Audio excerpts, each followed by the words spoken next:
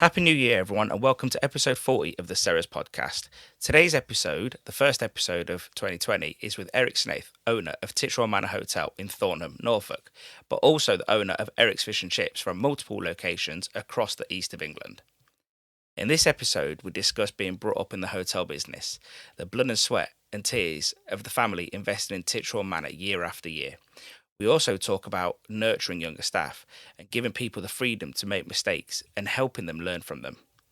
I'm really pleased that this is our big milestone of 40 episodes. I hope you're enjoying them. Any feedback is really appreciated. For those of you that don't know who picks up the podcast bills, head over to worldofceres.com. We've been updating our blogs, putting out transcripts, episode articles, updating recipes, and much, much more. I just want to take this moment to wish you all a happy new year. I hope you've all had a really nice Christmas break. I really hope 2020 is a healthy and prosperous year for you all. I hope you learn from yesterday, live for today, and hope for tomorrow. I'm sending out lots of love from the Ceres family to yours. I hope you enjoy this episode with Eric Snaith. Be sure to follow him on Twitter, Instagram, but also don't forget to follow Titchwell Manor and Eric's Fish and Chips. Enjoy.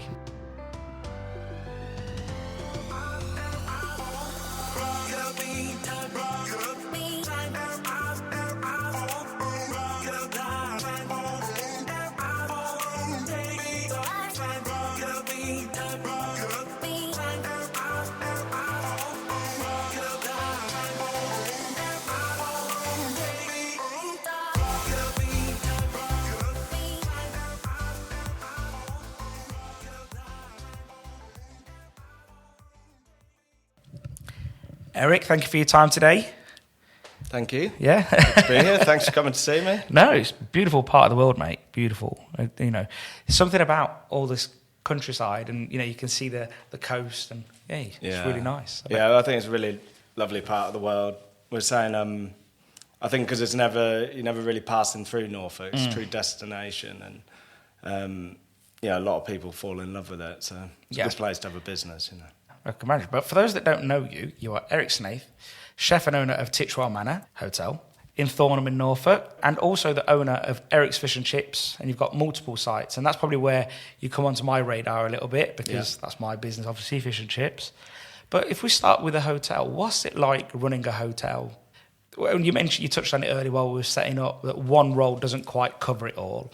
Yeah, I think it's challenging, that's for sure, and I think it's something you absolutely live, and I think I grew up in the hotel, like I said, I've been here 31 years, so it's kind of all I knew, and it was also quite natural to me I think like if people grow up on a farm, to then run a farm, it's second nature.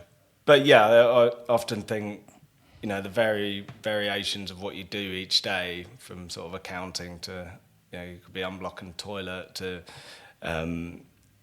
interior design, and then the marketing meeting the next day. You have to really be able to sort of turn your hand to a lot of different tasks, which I suppose adds a lot of variation to your day. I mean, no one day is the same, as you'd say, and you deal with a lot of people all the time, so it just keeps it interesting. Yeah. So tell us a little bit about the site today, how it's evolved over the years. Yeah. So originally, I think 10-bedroom hotel. And it has literally just evolved. Basically, we weren't, we've never been a rich family. We've never come in and just spent a load of money. It's year on year been hard work and then using some of the profits to improve the business, really. Which it means it's, you're very proud of it, but you also recognise the sort of blood, sweat and tears that have gone into it. And I think like loyal customers that we've got actually appreciate that as well. And when they come back, they see that we've done those bedrooms. And I think they accept a little bit of that area probably needs some attention, and that's going to get it in the next few years. Yeah. So that's what we've done, and slowly, after 30 years, we're now at 26 bedrooms, done some quite big renovation projects. We do quite a few weddings. The infrastructure now is probably the best it's ever been, and we walked through all the hotel rooms the other day, and it's probably at the best standard. To be honest with you, you used to go in some and you'd be cringing a little bit and sort of almost a bit stressed, like, could do with $100,000 to sort this out, but not being able to do it. Whereas at the moment, we're quite comfortable with where we are, and just tweaking rather than sort of really So it's doing more big jobs. more evolution, not revolution, essentially. Yeah, definitely. Well, when you showed me around the rooms earlier, like I said to you, there's something about like this quite classy and elegant and timeless about the design, as opposed to sort of flash and boutique-y, which needs changing a lot more often, I think. Yeah, and I think we're trying to get that balance where we appeal to a lot of different age groups and sort of styles of people, really. So it's trying to get something who's interesting, stylish, but also quite safe. Like I haven't wanted to be really safe, and I think the same with the food and the interiors, because you can just end up middle of the road. And as a chef, I used to think, well, if 1 in 10 people don't like it, but 3 out of the 10 absolutely love it, I'll take that, rather than just doing safe, straight down the middle. That makes sense. And I suppose that way you sort of start to hone your own signature to some degree, that everyone knows we're going there because we get X, Y, and Z, as opposed to trying to please everybody.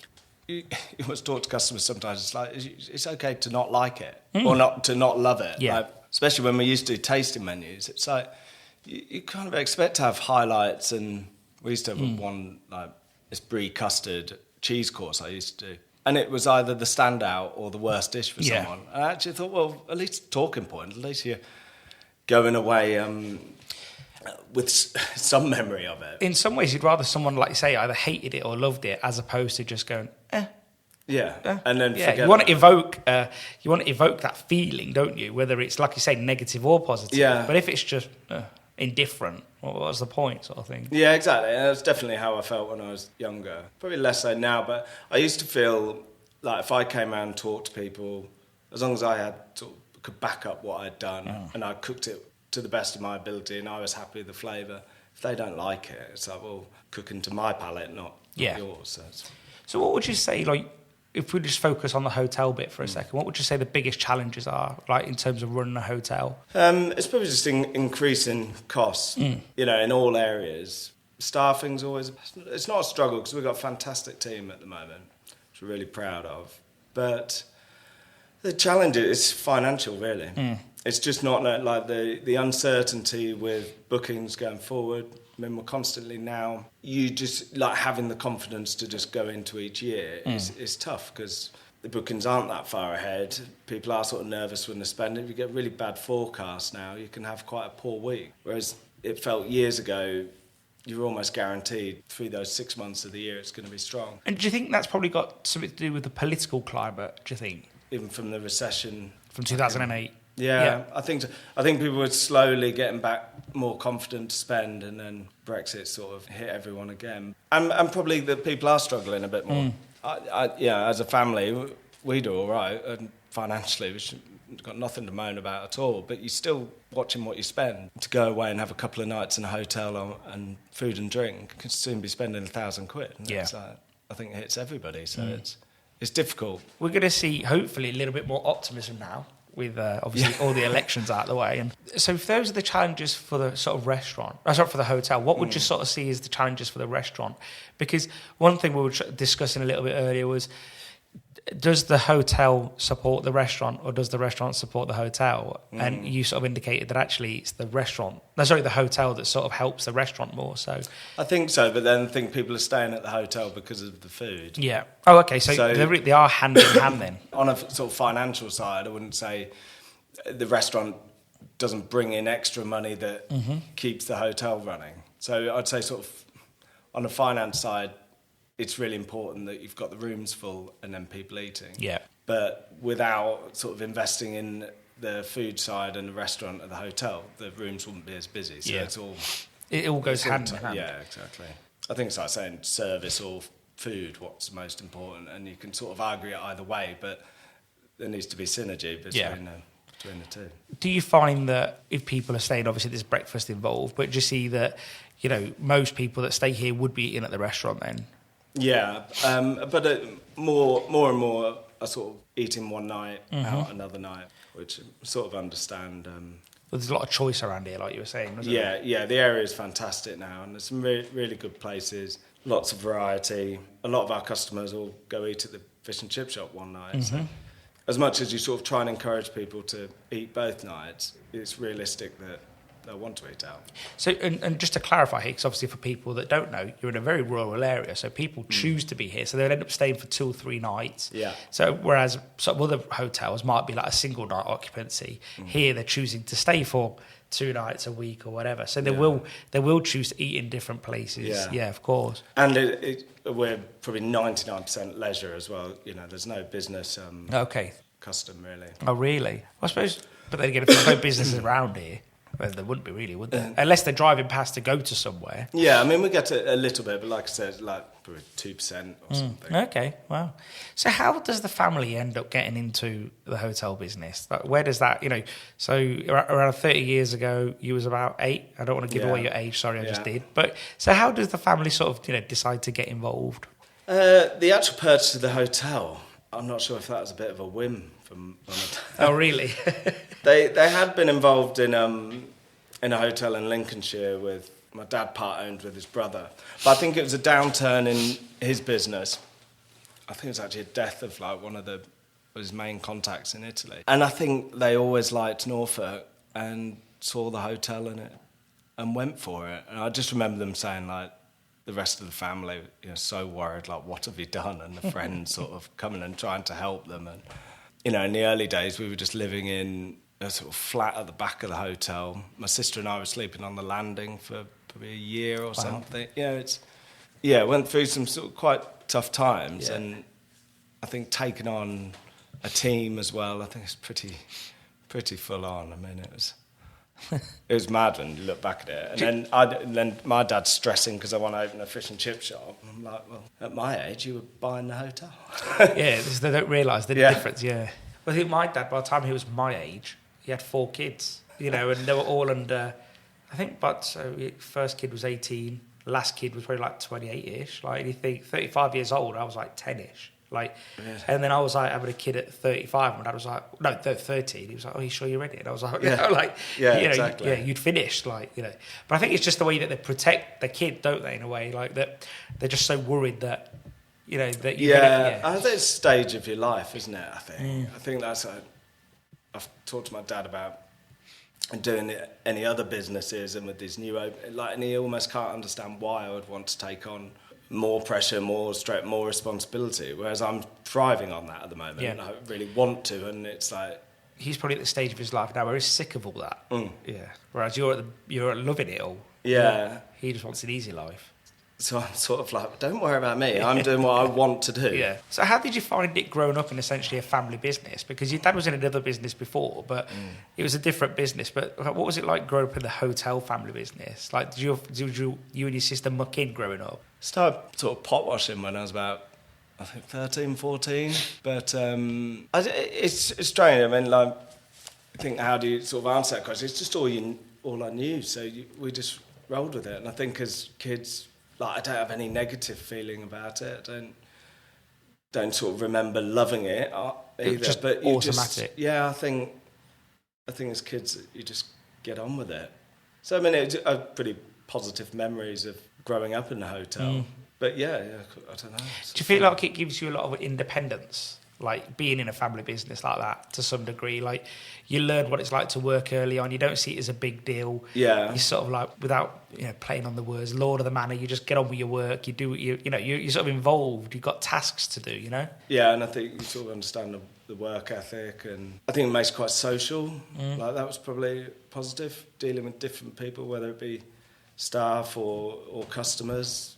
And I still think that's a really positive thing about people having part-time jobs in hospitality and stuff, just building relationships and being able to handle people is a really good skill. It's a confidence builder, isn't it? Which you don't get, going through school. So. No, I agree. I think and hospitality is like the first job for many people, and it is such a big thing, like dealing with people's, whether it's complaints or requests or whatever it may be. Like, if it's a hotel, can I have some towels? Yes, sir, be there in a minute. And it might sound like you're on the back foot, but you're not, because you're constantly dealing with different tasks. And I think in a business like this, I'm sure there was an abundance of different jobs to do.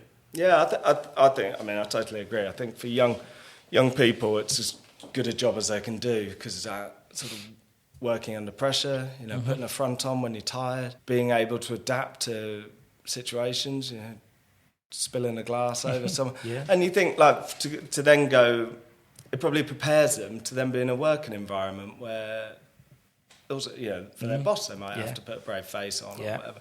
I think if you're just studying and that's it, and not interacting with people, it's not good. I mean, we've noticed it at the chip shop. We've had kids work there from like 15 and now 4 years later, and it's been amazing. You've seen them develop and go from quite shy, and a bit work shy when they've started needing motivating, to them being like one of the strongest people of the team. Yeah. Like, some of them are going to uni now and we're gutted. Do you find that, without getting too sort of into it, do you think some of it's down to the parenting? A lot of people say to me, I don't like employing young kids because the parents always get involved, or they always ring up and say, oh, Johnny can't work today, or Johnny's going on holiday, just like that, last minute. Yeah.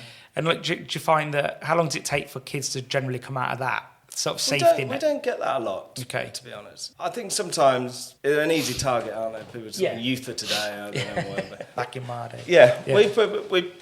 They're no worse than adults. Like, we end up with probably 2 out of 10 adults employed don't actually want to work hard and end up just moving on or not working out. And it's probably the same if we employ 10, 17-year-olds. A few of them wouldn't enjoy it and wouldn't be up for it, but some of them are so hard work, such good attitudes, and that can't just be like this area. I think it's just sometimes easy target, isn't it? And you probably have to put a bit more effort. Yeah, I was going to say, you've got to nurture them. Yeah. You can't just expect them to walk in and... You see, there's a few Facebook groups for fish and chip shops, and they're like, oh, the youth for today are crap. And what we expect them just to walk in and be like, I'm here, I'll do this, leave it to me. Like, they're not going to, are they? And actually, like, the more senior members of the team also have to sort of support and accept people's step up. Weaknesses, and that they're not the finished article. And sometimes it's just easier to go, oh, they're rubbish, aren't they? They're crap, Well, you've been working on your own for a long time, if that's the case, though. Yeah. So at 22 years old, you become the head chef here. What were the sort of pros and cons? Like, what was it like, sort of just at a young age, sort of coming in with a title like that? Was there a lot of expectation? I don't know, expectation. I suppose there was some pressure. It wasn't totally planned. It was, I travelled a little bit, and then I was working in a busy gastropub for a few years, and it was actually my best friend. We were drinking one night, and he was like, why don't we go back to the manor? There's basically a hotel there that let's go do it together. And he came back as general manager at the same time. And the timing really came down to some chefs moved on, and mum and dad needed the support then. It was forced in a little way like that. Okay. Which was, selfishly, I was thinking, it'd be nice to go work in London or go work under some good chefs and pick up a bit more experience. But the time was right for the business, and needed to help. So I don't remember feeling loads of pressure. It was a steep learning curve, and sort of, I'm sure, made plenty of little mistakes. But I think probably the lucky thing I had is I was allowed to make the mistakes. If I'd gone into work for someone at 22, I think that'd be incredible pressure. You probably wouldn't last. Especially if you made a few mistakes. Yeah, I was able to learn by those mistakes, be creative, and just develop, as a chef myself. I remember, everyone, I had a good guy called Justin work with me, who's similar age, but had worked in some good places, and we got on really well, and we did it together. You, like any sort of show must go on thing. You sort of get through it.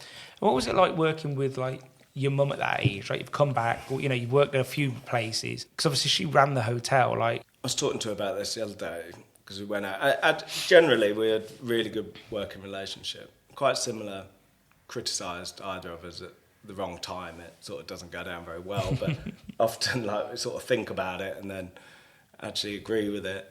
But no, it's good. And looking back, I think I was well aware. I was lucky to spend that much time with her as well. Yeah. I still see a lot of her, and I really appreciate that. I mean, to be fair, I didn't move out of home till I was about 26. Fair enough. Yeah. No, I've got a fantastic relationship with my mum and my dad, actually, as friends, really, and she was respectful and gave me, support and enough space in the kitchen to do what I was doing. I didn't get involved in running the rest of the hotel at that point. We just concentrated on, our roles. Yeah. And what was it like menu planning back then? Like, would you say it's evolved much? Did you get involved in, like, I think we spoke about it and laughed about, like, the molecular gastronomy, and you said that you did get into that a little bit, and you probably moved away from it now a little bit. Yeah, I loved all that, to be honest. Sort of as I developed, we're learning off each other, whatever chefs worked for us at the time, reading a lot of books, just being, I did no formal training, so I think I felt like I was constantly trying to learn, whether that be off suppliers and stuff. There's a company called Infusions for Chefs, I don't know if you've heard of them, but they started a lot of the molecular gastronomy stuff, getting stuff over from El Bui, and they offered a lot of training with it as well. So I was just excited by it, really. And I always looked at any sort of new techniques as if you sort of learn them, master them, or at least, do them correctly, it's just another sort of string to your bow when you're thinking about dishes or trying to do something interesting.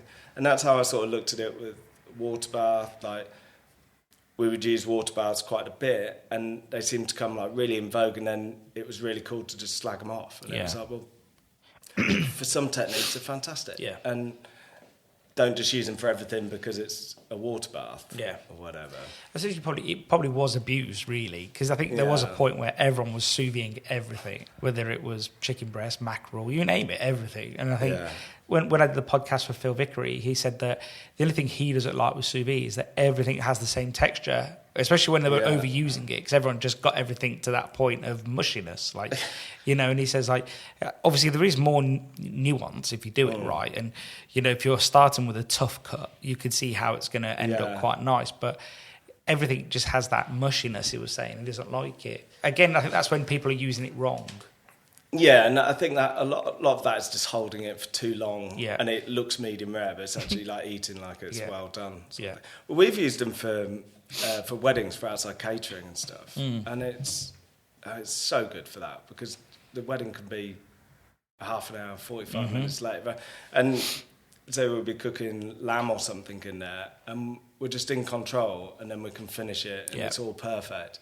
I've done a wedding before for sort of 150 in a tent with 2 gas deck ovens, and you're sort of moving things around. You don't have, like, all these different hot spots, and I don't know. I just think, like, everyone goes so pro it and then so anti it. It's almost like frowned upon to be using them. But we don't use them a lot now. Is there anything like that now, like a newer version? Not newer version, but is there anything new now that is frowned upon again? Still, do you think? I wondered. I mean, like, foraging and everything got such a big hit, and now that's sort of cooled off, but I don't know what you'd say is sort of currently being done too much. I think vegan. Sorry, I should have said that. Yeah, that's a fair point. I just think, again, it's one of those things that sort of, like, we're going to hear a lot about, and I think maybe everything will go back to normal again. I don't just mean eating loads of meat, I just mean eating a broad. I had a theory on vegan. Where they sort of campaign for people to be vegans, that if there was a sensible campaign that said, about 1 day a week, eat vegan, I think everyone could do that. And I could quite happily eat just about. Yeah.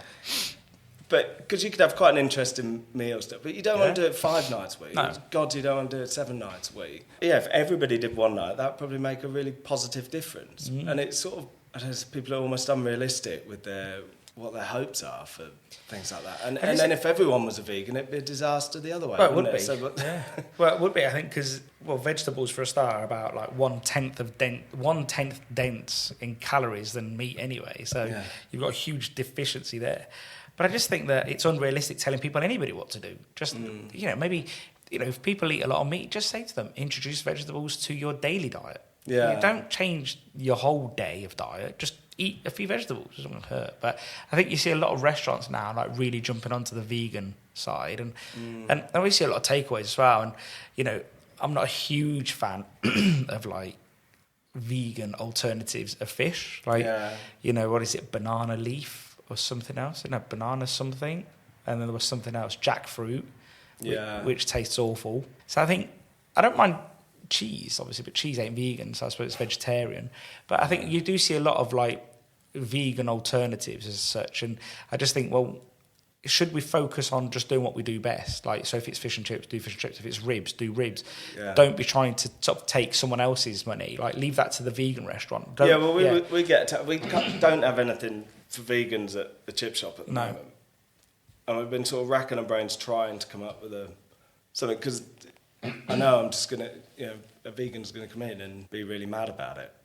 And it's kind of like... I sort of see that, but at the same time, like, I feel that, like, a friend of mine's got a shop in Stroud, and Stroud is very, very sort of like woke as a town, like, and there's loads of vegan restaurants, and I say to them sometimes, just let them go to the vegan restaurant. Don't try and get some of their money as well, like, because I think where do you become a jack of all as such, like, if that's the case? Like, what you want to be known for is doing great fish and chips and great sides that go with it as such, but you don't want it to be, oh, we do great fish and chips, and because we're worried that we won't get any more money, we're doing vegan as well. I don't know. I don't know how I feel. It's sort of somewhere in the middle at the moment, Yeah, we want to try and come up with something that's interesting and nice, but at the end of the day, we won't sell one for sort of 3 weeks, so it needs to be something that we can hold, or with pickles, or that we can pull from the freezer and stuff. So I mean, it's difficult, because then you're not actually delivering something that you really truly believe is a great dish, which so you always like crossing over. I mean, we've done it at the hotel quite a lot. I've done vegan tasting menus and stuff. I've been quite happy to do that and try and embrace it, because I think you've got the opportunity to sort of really exceed expectations. If someone's got dietary and you absolutely deliver for them, they'll be gluten-free or whatever, they're so happy about it.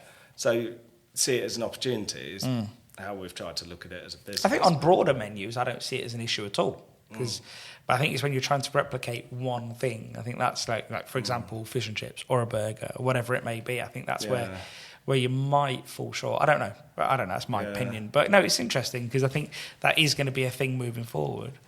So how did Eric's Fish and Chips come about? I think we first had the idea about 8 years ago.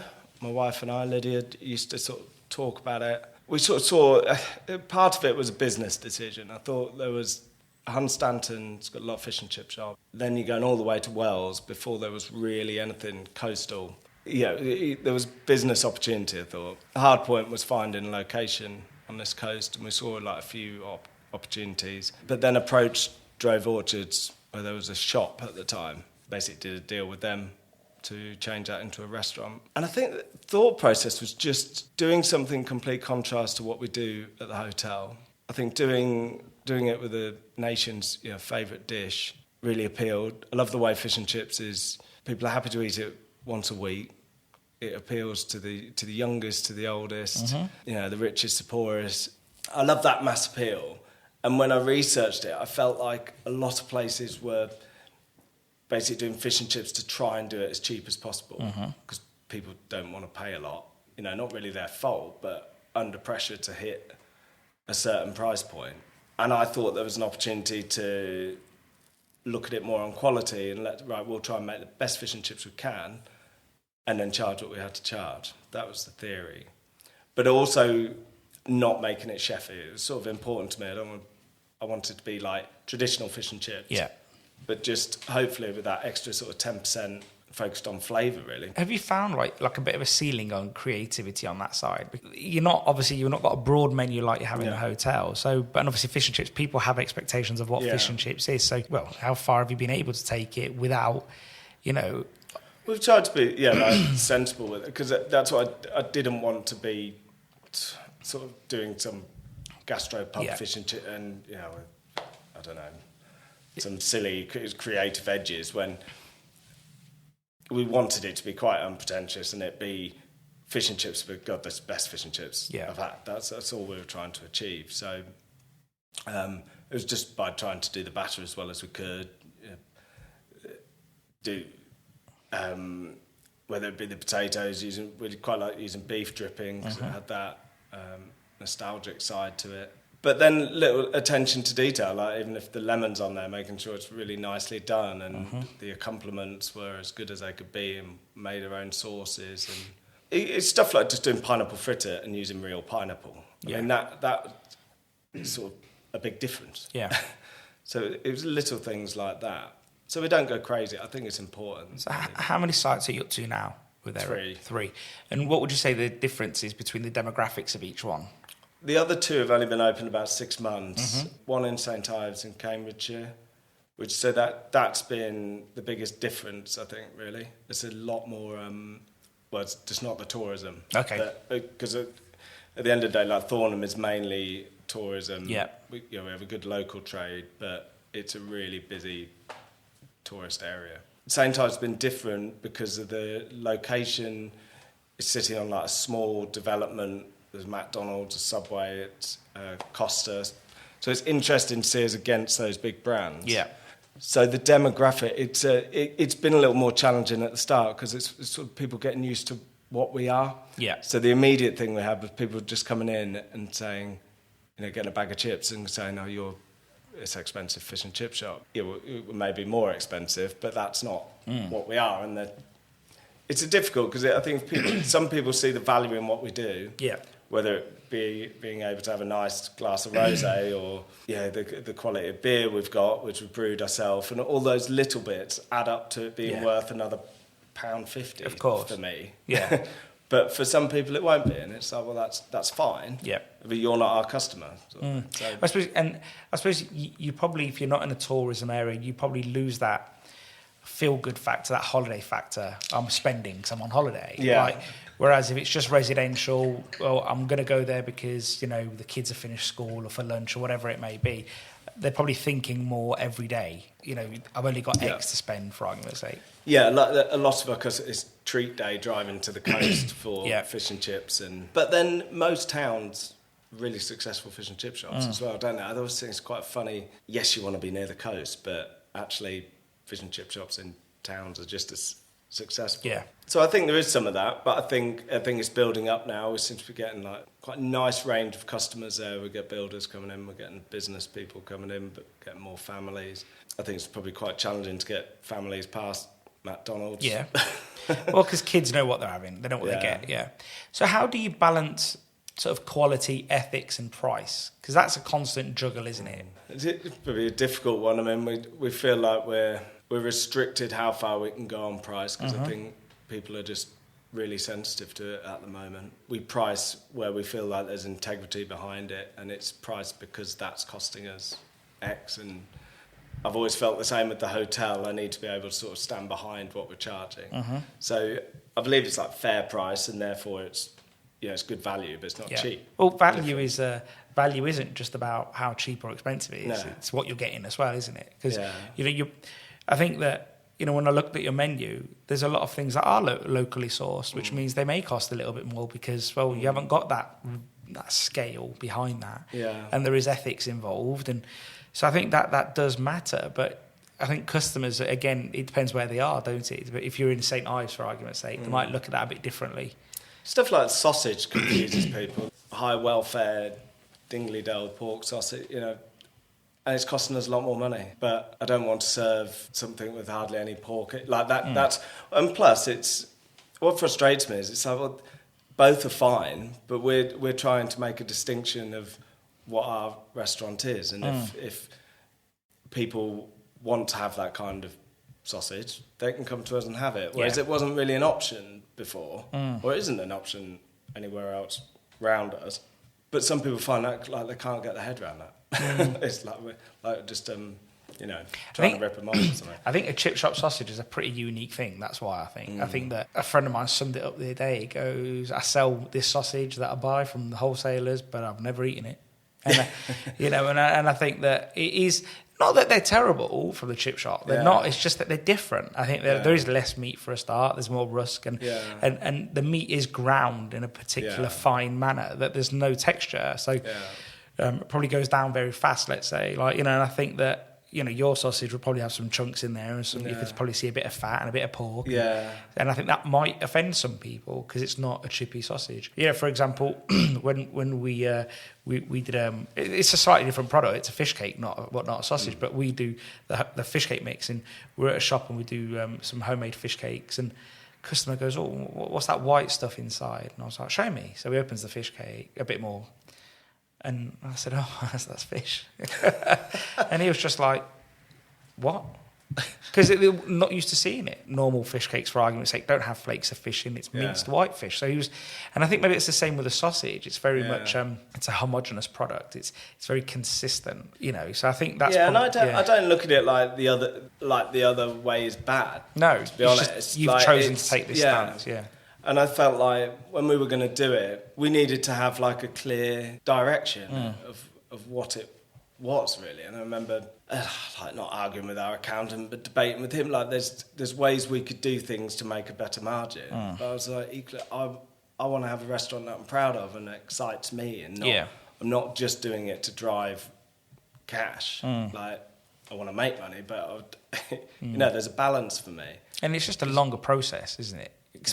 Educating those customers over a longer period of time, I suppose. I think those things we've done is why we've been successful, because there's a reason to come to it. Otherwise, there's plenty of good fish and chip shops doing the same thing. I don't think we would have then been a destination that we've become in Norfolk. Hopefully, I think it's just taken a bit of time for people to get to understand that in new locations, really. What's one of the things you've probably seen different in the fish and chip industry in comparison to like the hotel business? Would you say that, I think when we saw each other last, you were sort of saying that you probably thought at the beginning that it all had to be fresh fish or wet fish, and that sort of changed your mind a little bit over the years? I think that a lot of chefs going into the industry probably immediately would think I'll go fresh fish and that'll be our sort of standout. The other struggle we have locally here, there's not really a wet fish trade, it's all shellfish. So it was never really an option to use local cod, local haddock. Even we used to get a bit of whiting and sort of mullet and different bits, but it's literally the odd catch. So we had to look at alternatives anyway, and for me to be buying fresh, we try and buy like from the south coast and have it posted to the hotel, which is really good quality and super fresh off day boats. And we just found it wasn't actually possible in the fish and chip industry. And also, like, I'm a firm believer, like, as a chef, I think, like, taste the product at the end and sort of sometimes cut out a bit of the bullshit where, like, you've got a conception of what's the right way to do things. I think the frozen at sea fries up amazing now. I think the cod is better. So it's more consistent. It's a better resulting product. It's more consistent for us to manage as far as purchasing, prepping, ultimately serving. We're serving a more consistent product, which I think the majority of customers, is key for them, really. They want the same thing every time they come back. I suppose it puts the degradation in your hands to some degree, like with wet fish or fresh fish, whatever you want to call it. It's going to degrade whether you like it or not. It's in the fridge. Whereas with the frozen at sea, it doesn't start on anything until you decide that you want to start using it. And I think that's important, especially when you've got to start with a quieter shop, and then you're building it up. But then also the benefit is then later on is that you're actually using a product that you completely control. And I think, and also the price, I think knowing that the price is going to be generally the same, it was the case. It's been a bit crazy lately, but most commodities have shot through the roof anyway, haven't they? It's really good quality. So, do you use any other fish, like other than cod and haddock, or? We've tried. We use a little bit of placed. We've had pollock on. We've done sort of grilled mackerel, bits and bobs. If we get something local, we use it. We had some great like rock salmon last year. We get a bit of bass occasionally. But to be honest, it's not a big seller at all. It's just everyone just knows what they want. Yeah. And do you find locally, do you think there is a bit of... Do you think people probably do assume, it must be local because of the fishing? Although it's shellfish, they just assume it must be local. They can see the sea, so they think that's where the fish has come from. Yeah. Which is, it's hard to correct them sometimes because you sort of, if that's what you sort of want to believe. But we used to have it at the hotel that people they're sat having dinner, they can see the sea. Yeah. They expect the mackerel they're eating is from out there. And if it could be, we would buy it. Yeah. But it's it's just not the case. Well, I suppose everyone's got to work to their advantage. We're lucky. The shellfish is so fantastic. So like our mussels, crab, oysters, and we've done that a little bit at the fish and chip shop as well. Cockles locally, brown shrimps. So it's sort of we try and balance off what we do, where we've got those core elements, but then sort of drip in little local specialities and stuff. Yeah, that makes sense. And I wonder if people appreciate that more as well when they see that it is local as well. Yeah, I think so. I think we'll do it more this summer with the crab. And just serving it really simply as well. Well, that's the thing. When you see the sea, you Yeah. can serve it simply because I think that is. I think As long as the produce is good enough, I think. Like Yeah. That's what I found. Like as I got older as a chef, the less you do to it, the better it has to be. Yeah. I mean, if it's fantastic crab, you don't really need to do much to it. If it's a bit ropey, Yeah. you know. I suppose in your younger days as well, there was probably a lot of, like everyone, there's a bit of faffing about, trying to do everything fine dine and all that. So I think now you're probably a bit more chilled about that and just think, Yeah, and I think I enjoyed it as well. Like I wanted to do more technical food. And at the end, I think all you can just be is like honest to yourself. And as a chef, you just cook what excites you and what you want to eat. Yeah, we used to have sort of an inspector saying, "Oh, it's like simplify it," and it's kind of like, well, you want to cook what you want to cook, and and actually, if customers, that's why they cut. That's why the customer eat what the chef likes. Yeah. So just be true to that, I think. Yeah, then you do get older and you're like, yeah, maybe it was a bit complicated. Do you ever look back at like old photos and think, oh my God, I can't believe I did that? Yeah. But I mean, what's the probably one the dish? last 10 years I've been quite proud. Like, I look back and go, actually, that was a really good dish. There's not been any like lemons in the last 10 years then? Oh no, I'm sure there's some shockers. What's the one dish you can think of that like you look back at and just think, I can't believe I did that? Oh, I can't remember, but I was thinking of I saw some old menus the other day, and one of them had a couple of shockers. I can't think of any that stand out. You shouldn't put me on the spot for that. I should have given you a bit Remember more the good stuff. Yeah, just that's it. Your memory's just got rid of all the bad stuff. So exactly. There's probably be customers writing in or something with many dishes. You were saying earlier that around here, game is one of those food items that is mostly on the menu, but doesn't actually get utilised a lot around here.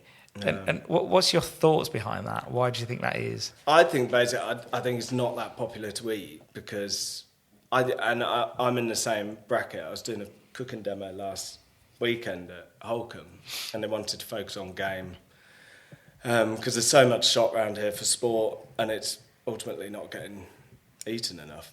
And I think when it comes to something like, I did a demonstration with pheasant, when it comes to something like that, most people don't enjoy eating a whole pheasant, like a pot roasted pheasant, and it's a bit messy and maybe a bit strong, and you've got sort of bits where it's been shot. So it's sort of, I think it'd be a lot better looking at things like that and just using the breast meat, if nothing else, like confit down the legs, if you can't, use them for terrines and stuff like that. But I just did a pheasant schnitzel, and everybody really loved it. And I think using things like, I actually used what I had left and made a curry out of it at home. Well, pheasant breast in a curry and the leg meat is really delicious. Or using partridges for pie filling or something. Maybe pucker pie should be doing it, really, shouldn't it?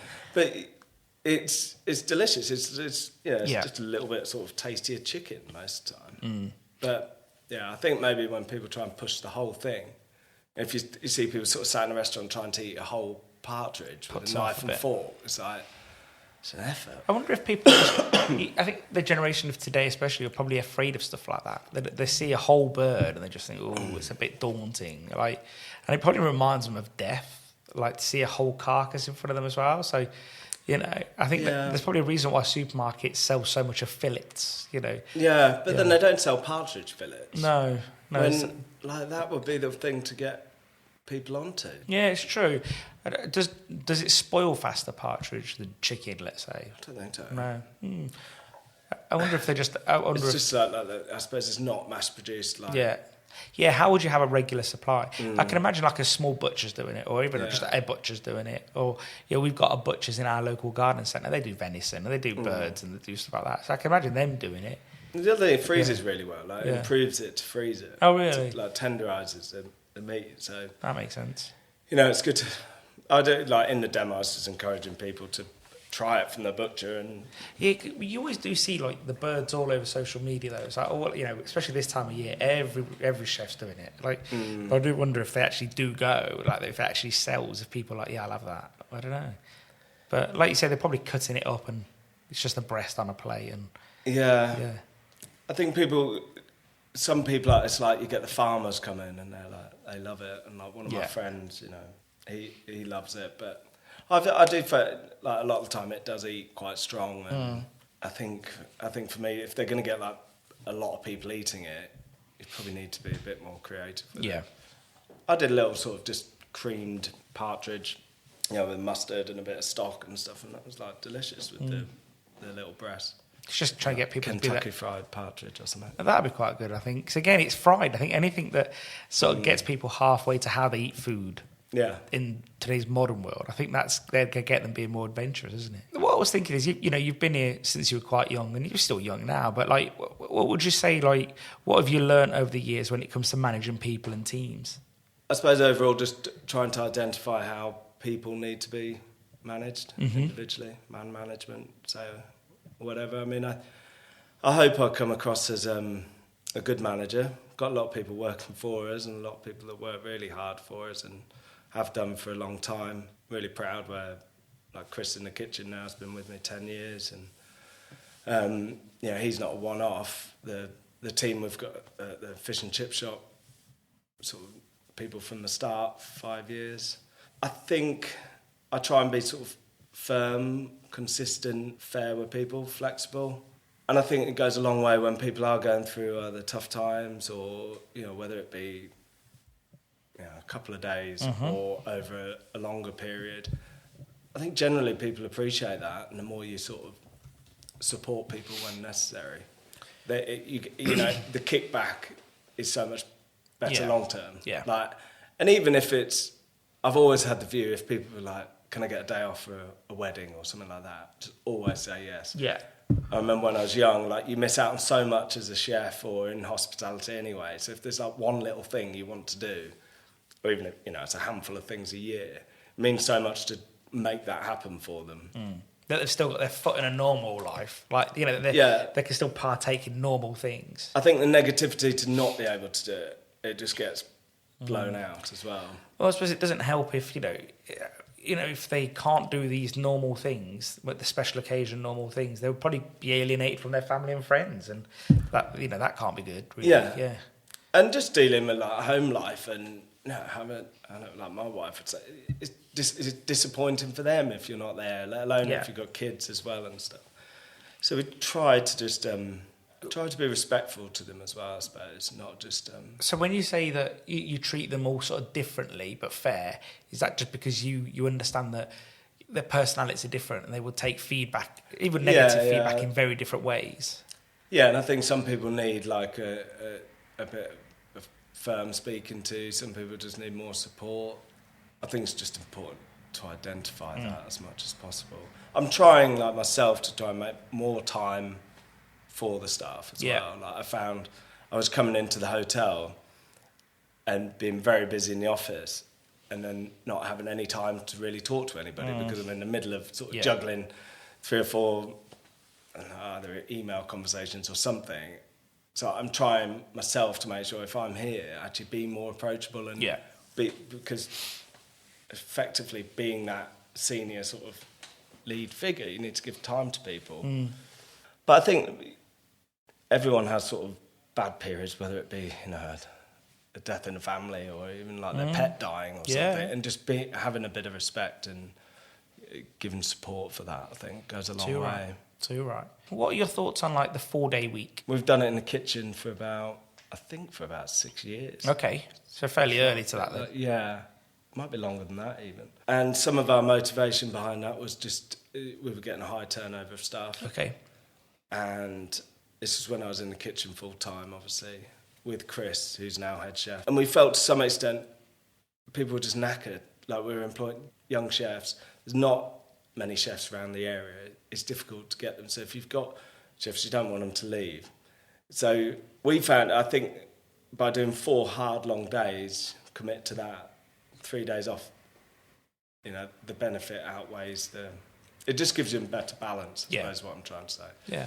And long-term balance, which then keeps them in the job. So it costs us a bit more, but I think long-term, we keep the chefs for longer. They're happier. When they're here, they're working harder. We used to do 5 sort of split shifts, and then some days I'd be like, no, we need to stay all day, and that would have such a negative impact on everyone. Would you say, like, there's sort of, in your mind, in that respect, would you say there's, like, less excuse for people, aside from personal feelings, what's going on that day, but there's probably less reason for them not to pull their weight when they're in then, if that's the case? Yeah, I think then you've got to sort of... I mean, to be frank, people are quite young, and they'd have 2 days off, so work 5 days, probably late that night. So the first day, they're just going out and getting smashed. Yeah. So then the next day is hangover, and then they're back to work. I mean, I know you can't do your rota for people to get sort of drunk and have hangovers, but then you start, and it's like the start of a 5-day week. And if you have a tough first day, it's like, it feels like it's a long week ahead. Yeah. And sometimes, because it's not as simple as just doing 4 days, we often end up, people would do 2 days, have a day off, 2 days, have 2 days off. Yeah. You like, see, that's sort of short, sharp. Yeah. And also people could go, I'll do 10 days and then have 4 days off. I've got a mini break without using any holiday. Yeah. So it's just, I think people are happier doing it. I mean, it's been tough being able to do it all the time. And the kitchen now, like, sometimes I have to pick up extra days, which we just pay them for. But Yeah. Yeah, at least it's been better that we've tried to do it, I think. What's it like finding staff around here for the hotel and the restaurant and Eric's, everything? You know, It's tough because there's just not the people, and there's a lot of restaurants and stuff. Yeah. So you have to have sort of accommodation, which is costly and brings its own sort of problems. Is that something you guys have to do here then, is it? Yeah, we've rented houses, well, since forever, but actually bought a house a couple of years ago in Hunstanton. So at least it felt like long term we were getting something out of it. Oh, that there makes sense, yeah. But no, it's difficult, it's challenging. But actually we've worked really hard at it. We have like an independent member of our team looks after HR, recruitment, as well as other stuff. But that's been a big help. So we try and actually employ the right people as well. I think before you were almost just panicking and you got so short, you would just hire someone, whoever they were, and give them a go. And we found actually that was causing more trouble long term.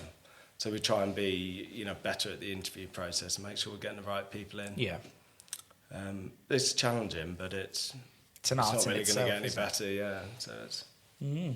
So, do you think when you was head chef, were you like a stressy chef? Were you always on it, or did you find you was a calming person in the kitchen, or is it a bit of everything, depending on what's gone off that day? I think I was a bit of everything. I think I mentioned to you before. I used to, if I got upset or stressed in the kitchen, it was just genuine, like caring and being upset about the situation. So I did have moments, and I think I found, in particular, when I was trying to run the hotel and head up the kitchen, it's quite a sort of stressful period because I was sort of juggling a lot of different things. I remember speaking to my wife about it, because it's like, when you're going through periods of like, I feel like it's really getting to me, sort of grinding my teeth in the kitchen and stuff. But I remember she helped quite a lot because we just talked about, she's like, you probably got to have that in you a little bit to run a kitchen of, run a busy service where there's, say, 7 chefs and dealing with the front. You've got to be really decisive, and you've got to actually be a little bit fiery, have that in you. I don't think you can be so laid back that it just rolls, because stuff needs dealing with that second. So I think it's almost a little bit natural to have some of that in you. I think I'm generally quite easygoing. And how do you juggle the businesses? You've got a stable business, then growing business at the same time, and then you've got a young family. So how do you juggle all of those? I mean, I'm in probably the best place I've ever been with my sort of work-life balance, just because I'm not really tied to a rota anymore. And that's been sort of quite life-changing, to be honest. It means I can help with the school runs, I can get back, if I need to be somewhere, I can just fit it into my rota quite easily, or like my diary. When I was in the kitchen full-time, you feel you've got a responsibility to be there first, be there till the end. And it was tough, like with our first child. And, and I appreciate it's tough for like the guys who've got in the kitchen now that have got kids. Because you are back late and you're tired and then you want to wind down. I now feel pretty lucky, to be honest. I'm lucky that also my wife doesn't have to work, so I don't know how, but like really feel for people who like both parents working, because we still struggle to keep on top of everything. Different clubs and it makes you wonder. No, it makes you wonder, don't it? Yeah. Let alone like two couples on minimum wage, and it must be really tough. I do. Yeah. And does your wife work within the business as well? Yeah, it sort of supports us, but generally just focuses on the kids now. Makes She sense. was a solicitor for a period, and then when we had the second child, she didn't go back. So which actually, like, for our relationship, it works really well. And I do feel like I think if she was career driven, it'd have been a nightmare for me. Yeah. So it's a good balance for us. It's difficult when you're both career driven, isn't it? Yeah. You can't, because which one is it? I think it'd be really difficult. I mean, and you'd be sort of constantly, bickering about whose role's more important at that time, sort of thing. I think it's difficult. So we have a good balance, and I do try and look at it and want to speak to her about that. I'm only able to do these businesses that we've done together because she's picking up all the everything behind me and the family stuff, and she's great support with the businesses, and you need to it's still a team, even though it sometimes feel bad way like you don't work because it's. Oh, they do work. She's got hands full. Yeah, she's got hands full. Yeah. So, what risks or challenges do you see? Either that have been present, past, or future for the hospitality industry. And again, I suppose you look at it quite broadly because they've got the hotel, the restaurant, and the takeaways. So, what do you sort of see there? I think the biggest challenge is I see like the financial challenges again. Like, I think people need to start doing a little bit better for themselves, and ultimately, like with the hotel, we've seen a sort of roughly a flat line of turnover with our costs just getting tighter and tighter. So we're having to be more and more on it with all our, whether it be food costs, drink costs, everything, to make sure that the business is still profitable and sustaining all the staff. So it worries me, like, I know staff need to earn more, but we need to make more. I suppose the answer isn't always just put up the price, because then that obviously limits the amount of people that walk through the door. Yeah. So how do you balance that with room costs? And you've got a perishable asset, the room, if it's not gone tonight, you can't sell it tomorrow. So, how do you sort of promote the business without looking too cheap or too expensive? It's really difficult. We went through a period of doing the rooms a bit too cheap, I think. And actually, you can end up just appealing to the wrong people anyway, and you're doing something really cheap, but they don't actually like your style. So we have a bracket which we think is what the room is worth, and we're strong and we sort of back that up, and then we try and add the value by making sure that our level of service, our attention to detail is better than what they would get elsewhere for the same price. But I think they're really difficult challenges. I think hopefully the country will get a bit more positive over the next sort of 3, 4, 5 years, and the economy will be stronger for it. But there's a lot to be said about positivity, though, isn't there? Yeah. And I think if it does feel like light and not heavy, and that people can go out there and invest or spend money or go on holiday, then they will. But if it's when the government the last few years has been very subdued and very quiet, and they've not been very pro-business either, so you can sort of see how a lot of people have just thought, I'm not going to spend any money, I'm just going to be careful. I think you're almost made to feel guilty about it at the moment, even if you're feeling a bit flush, and it doesn't. It's almost getting broadcast as the wrong thing to do is to go spend money. Yeah, still managing to do it. No, exactly. Yeah, exactly. So over the years, who would you say has been like an inspiration to you? Probably the biggest inspiration has been my mum, and seeing her work ethic, a sort of commitment to the business and attention to detail that I sort of witnessed growing up. That definitely moulded into me. And I was definitely inspired by her. Other people in the industry have I've never really had people who particularly looked up to. I've been really impressed with people that have sort of helped me and supported me in my career. But inspirational is probably my mum, really. That's excellent.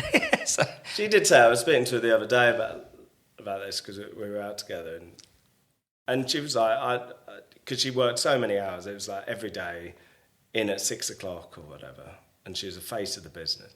But she was like, but I loved it.